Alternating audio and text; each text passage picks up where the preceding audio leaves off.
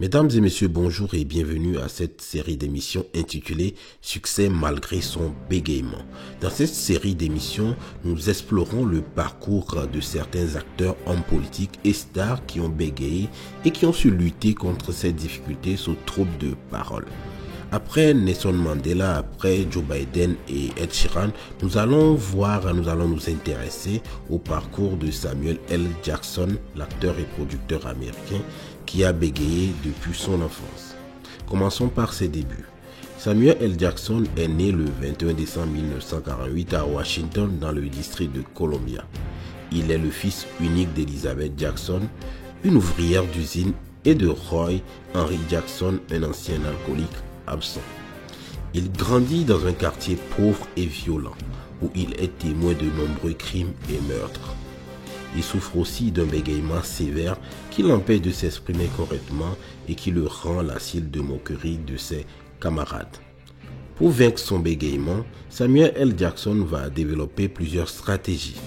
La première est de s'impliquer dans les activités artistiques comme le théâtre, la musique ou la peinture. Il découvre ainsi sa passion pour le cinéma et son talent pour la comédie. Il s'inscrit plus tard à l'université d'Atlanta où il étudie le théâtre et le cinéma. Il rejoint aussi le mouvement des droits civiques et participe à des manifestations contre la ségrégation raciale. La deuxième stratégie qu'il a utilisée est de s'appuyer sur le soutien de sa famille, de ses amis et de son orthophoniste. Sa mère lui donne de l'amour et de la confiance en lui, malgré les difficultés financières qu'elle rencontre. Ses amis lui apportent du réconfort et de la solidarité malgré les dangers qu'ils affrontent. Son orthophoniste lui apprend des techniques pour gérer son bégaiement et l'aide à accepter son trouble. La troisième stratégie est de jurer. Samuel L. Jackson découvre que prononcer des gros mots lui permet de débloquer sa parole et de réduire son bégaiement. Il utilise notamment le mot « motherfucker » comme un tic vocal ou verbal pour éviter les répétitions et les blocages. Il intègre aussi ce mot dans ses répliques, ce qui devient sa marque de fabrique. Grâce à ces stratégies, Samuel L. Jackson parvient à réduire son bégaiement et à réaliser ses ambitions.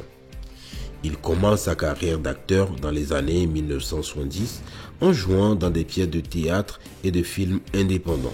Il se fait remarquer par Spike Lee qui lui offre des rôles dans ses films comme Do the Right Thing ou Jungle Fever.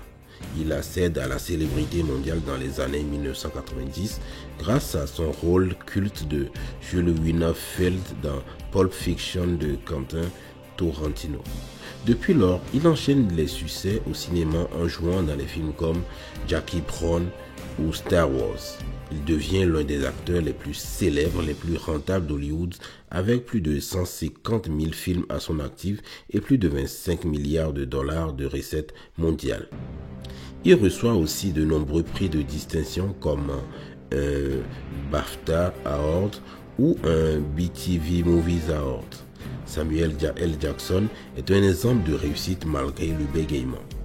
Il a su transformer son handicap en force en développant des qualités comme le charisme, l'humour ou la persévérance. Il a aussi su s'entourer de personnes qui lui ont soutenu et inspiré.